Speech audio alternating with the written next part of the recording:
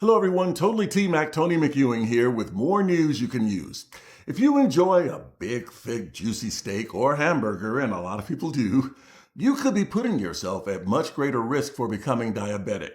I'm going to share with you the very latest research that just came out about red meat and type 2 diabetes, so you can decide for yourself whether it's worth it to maybe switch some things up in your diet.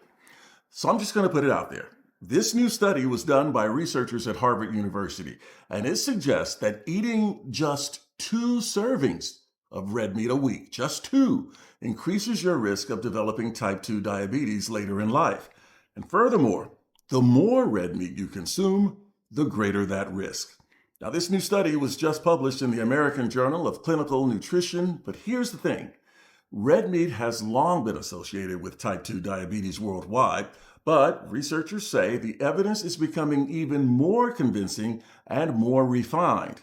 Nearly 500 million people around the world suffer from type 2 diabetes, and unfortunately, that rate is rapidly increasing, according to the authors of this new study.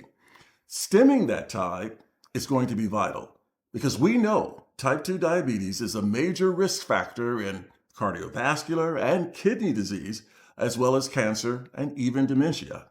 Now, this particular study involved more than 200,000 participants, and by the time it was over, nearly 23,000 of them had developed type 2 diabetes. Turns out those who ate the most red meat had a 62% higher risk of developing the disease compared with those people who ate the least. And by the way, people who ate more processed red meat had a 51% higher risk, while those who ate more unprocessed red meat had a 40% higher risk. But let's face it, any way you look at it, this news is not good for heavy red meat eaters. Doctors say the obvious takeaway here is moderation. Limit your intake of red meat, perhaps swapping the meat out for nuts or beans.